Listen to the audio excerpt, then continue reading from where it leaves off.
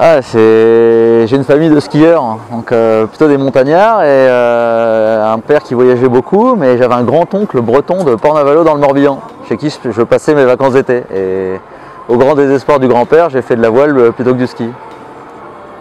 Moi c'est un peu pareil, enfin, moi je suis né à la montagne, je suis un vrai skieur dès le départ et je suis arrivé à la voile complètement par hasard.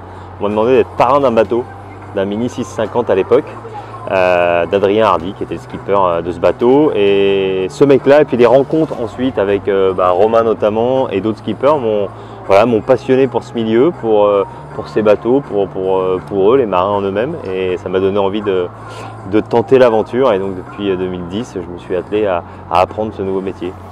Il faut bien se préparer, c'est beaucoup de préparation parce qu'il y a plein de petites choses qui deviennent très importantes, la nourriture, l'équipement qu'on emmène, donc beaucoup de travail en amont. Préparer la nourriture, ça m'a pris presque 10 jours, sac par sac, jour par jour, tout est comme ça. Donc le Vendée Globe ça se prépare longtemps, et puis après c'est l'expérience évidemment qui fait, on ne fait pas le Vendée Globe du jour au lendemain, on met à profit tout ce qu'on a appris des années auparavant.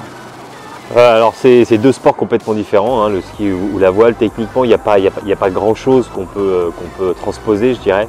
En revanche, il y a une manière de faire, d'atteindre ces objectifs qui est la même, je pense, dans chaque sport, et dans les sportifs de haut niveau, entre guillemets, qui ont peut-être un peu plus de facilité à s'adapter et surtout à se donner les moyens de ses ambitions. Et voilà. Et après, les choses qui sont assez transposables, il y en a une, et ça m'a choqué, enfin ça m'a pas choqué, mais auquel je ne pensais pas avant, c'est qu'au final, quand tu pars en course au large ou que tu pars en freeride ou en montagne, ça reste de la gestion d'éléments. Il y a bien sûr tout un côté technique du bateau, la technique du ski pur, mais il y a un élément principal qui est la gestion de l'élément, comment le lire, comment le comprendre, comment l'anticiper, comment l'appréhender. Et ça, c'est très très proche, et ça m'a beaucoup aidé d'ailleurs dans mes débuts en voile, parce que je me suis senti très vite à l'aise, parce que au final, ça, je ne le découvrais pas, la gestion de l'élément. Alors techniquement, il fallait que j'apprenne, mais tout ce côté-là est très proche. Les deux sports sont assez proches en fait, hein. Ce sont des rares sports où quand tu as un gros problème, par exemple si tu as envie d'abandonner la course, tu peux abandonner, mais tu es toujours au même endroit, que tu sois en montagne ou en mer, tu es là, quoi. Tu peux pas lever le doigt et sortir, aller au vestiaire, quoi. Donc ça a créé une approche particulière. Ouais, clairement. Alors nous on s'est rencontrés à la montagne, il y a un événement qui s'appelle le Trophée Mer et Montagne, où en gros des montagnards sont invités et des marins sont invités. Ils sont une semaine ensemble à faire du sport, des conneries aussi, mais du sport. Et on s'est retrouvés, on s'est rencontrés là-bas sur plusieurs éditions, puis il y a une édition qu'on a fait ensemble, on s'est retrouvés en équipe ensemble.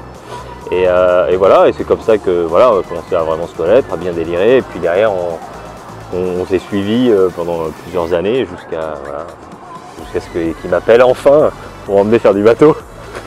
Tout ce qui m'en a fait baver à la montagne aussi, je tiens enfin ma vengeance. C'est ça, je crois que je vais un peu déguster là. Vas-y, commence par le mental. Physique.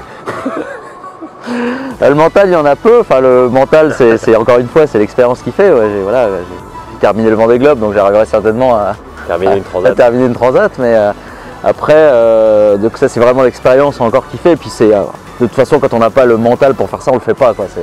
On se dit pas un jour, tiens, je vais essayer une transat. Et puis le physique, on en fait beaucoup parce que moi, je suis au centre d'entraînement de Port-la-Forêt, donc on a pas mal de préparation. On a le lundi et le vendredi du cross-training. On fait 2 heures de... En fait, l'idée, c'est d'arriver à avoir de la force, mais tout en étant gainé. C'est un sport particulier, la voile. C'est-à-dire qu'on déplace des grosses charges. Sur ces gros bateaux, on peut quasiment rien faire à la main. Il faut un palan, il faut une drisse pour sortir une voile de la soute. On ne peut pas la prendre comme ça. On matose beaucoup aussi, on met tout le matériel au vent. Donc on peut se faire mal, donc il faut être gainé. Et puis après, on peut être amené à faire un gros travail physique 3 minutes après se réveiller d'1h30 de sommeil, quoi. Donc froid total. Ça, c'est particulier. On n'a pas l'échauffement d'avant, donc il faut vraiment être... je pense que ça sert à rien d'être un Golgot, mais on se dit que plus on est fort, moins on fait d'efforts pour faire quelque chose. Donc moins normalement on devrait se faire mal. Et vu que tu dors très peu au final, moins d'énergie tu vas gaspiller dans les... Voilà, si tu es au top physiquement, tu vas gaspiller beaucoup moins d'énergie que quelqu'un qui est moyen sur des manœuvres, sur des choses comme ça, et donc t'en remettre beaucoup plus facilement et capitaliser, enfin avoir beaucoup plus d'énergie en permanence sur l'ensemble de la course. Voilà, moi après c'est un peu différent parce que l'hiver j'ai besoin de mes jambes et l'été j'ai besoin de mes bras. Donc c'est un peu le bordel. Donc je fais un peu des gros segments au printemps pour me repréparer physiquement le haut du corps et à l'automne à l'inverse pour préparer mes jambes pour la saison d'hiver. Mais voilà, après Romain comme moi, on est actif en plus en permanence toute l'année. Donc la caisse, je dirais, naturelle est là, et après il faut travailler spécifiquement, et comme il dit, surtout pour éviter les blessures sur des choses toutes bêtes. La Transat, moi c'est ma première en IMOCA, c'est la première sur un si gros bateau. Je l'avais fait en 40 pieds sur les bateaux qui sont en face il y a 4 ans. Donc moi c'est une vraie chance, moi qui rêve du Vendée, pouvoir partager une Transat avec Romain sur un IMOCA. En plus de ça, quelqu'un qui vient de finir le Vendée, donc j'ai 10 milliards de trucs à apprendre et à lui poser comme question, comme ça quand on s'emmerde je vais le saouler un petit peu. Et voilà, donc moi c'est une vraie chance, et après sur les ambitions, elles sont de faire une belle course, d'arriver au Brésil, d'avoir passé du bon temps sur l'eau, d'avoir bien navigué, et ça sera déjà une belle récompense. Ouais, certes on a un vieux bateau, hein, c'est le plus vieux bateau de la flotte et de très loin. Ouais. Donc sur un sprint comme ça c'est très pénalisant, mais il faut se rappeler qu'il y a 2 ans, moi j'ai fait la Jacques Vabre avec Bureau Vallée, on est 9 à l'arrivée, on est 20 au départ, 9 à l'arrivée, donc il peut se passer énormément de choses. Donc finir, ce sera déjà si on arrive au bout content, en forme, on fait une belle trace, ce sera déjà cool. Ouais. Après c'est sûr qu'on ne peut pas se battre contre les foilers, contre des gens comme ça. Il y a 20 ans de différence de génération de bateaux, hein. C'est comme une Formule 1 de 2018 et de 98, il y a un moment il n'y a pas match. Donc voilà, elle est plus... Mais tant que la ligne d'arrivée n'est pas franchie, on le sait en voile, tout peut arriver. C'est ça. Donc on va essayer de tirer notre épingle du jeu. Ouais, ça nous sert bien, moi j'en ai 2 sur le bateau, l'énergie est tellement... On consomme tellement d'énergie sur les bateaux que ça c'est indispensable. Sur le Vendée Globe, j'avais embarqué 180 litres de carburant. J'ai 4 panneaux solaires et les hydros. Et en fait j'ai beaucoup utilisé les hydros. J'ai dépensé, je crois, moins de 100 litres de carburant finalement. Donc voilà, parce que c'est vrai que ça marche super, et puis c'est une énergie douce, ça charge lentement. Le moteur c'était bien un peu dans le Grand Sud pour chauffer un peu le bateau. C'est surtout pour ça que j'utilisais.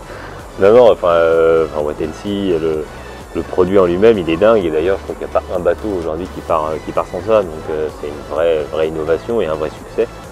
Donc c'est canon. Je connais bien Yannick, hein, on a fait la Transat tous les deux sur Wet & Sea en 2013, donc je connais bien Yannick et je connais bien le produit qui aujourd'hui est canon, et bravo encore. Première difficulté c'est le départ, parce qu'on sait que suivant la météo du départ ça peut être très compliqué de sortir de la Manche et de dégolfer, de passer tout le golfe de Gascogne, donc ça c'est la première, je pense que c'est l'endroit le plus chaud du parcours, qui peut être le plus chaud suivant les conditions. Je te laisse dérouler. Ouais, il y a 2 ans on a pris 50 nœuds 3 jours après le départ, et c'est là où il y a eu des bateaux, certains bateaux qui sont rentrés dans très mauvais état. Donc le pire c'est le vent de face, parce qu'à un moment il n'y a pas d'échappatoire, qu'on ne peut pas même mettre en fuite pour partir un peu plus loin. Il faut bien traverser ça parce qu'il y a la côte derrière. Donc ça c'est le moment le plus difficile. Puis après il faut récupérer la lisée s'il y en a. Et puis une fois qu'on est allé jusque là, il y a le poteau noir, qui est la zone de convergence intertropicale. Donc vous le savez, un courant dans l'hémisphère sud dans un sens, l'hémisphère nord dans l'autre. Donc forcément au milieu il y a une zone de transition qui est une zone sans vent, avec de temps en temps des gros nuages, avec dedans beaucoup de vent. Le poteau noir, on ne gagne pas vraiment dedans. Si on sort à la même place où on est rentré, en général, c'est plutôt pas mal. Plutôt pas mal, ouais. Et puis après, il faut récupérer la lisée du sud-est de l'Atlantique Sud, qui est là, pas très drôle au début, parce que c'est un peu au près, un peu fort. On se retrouve avec le bateau qui tape beaucoup, puis après ça ouvre petit à petit, puis on finit au soleil sous spi. Avec la Caipirinha le long du Brésil qui peuvent être un peu vicieux, mais voilà. Ouais, le poteau noir c'est particulier parce que c'est c'est le dernier coup de poker de la Transat, quoi. Enfin, pas les jeux sont faits avant ça, mais pas loin. Et puis comme il dit, hein, si tu sors à la même place que tu es rentré, t'as passé un bon poteau noir. Puis c'est le moment où on prend la douche. Oui, c'est le moment où on se lave. Ouais, ça c'est à 2, on peut être gêné par le copain quand même. C'est vrai, par l'odeur. Ah ouais. C'est ça. Donc ça c'est le côté sympa du poteau noir, c'est qu'il pleut bien normalement, et donc tu arrives à prendre une bonne douche. En général, quand tu sors le jet de douche, à la sortie, il fait beau et chaud, donc tu sèches bien. Ouais, par expérience, très rapidement, quand tu sors le gel douche et que tu commences à savonner, le grain s'arrête. Toujours. Oui, toujours. Donc il faut aller très vite. C'est comme ça. Ça ne passe jamais comme tu veux dans la voile, hein. Sinon ça serait pas drôle et trop facile, et on n'aimerait pas ça.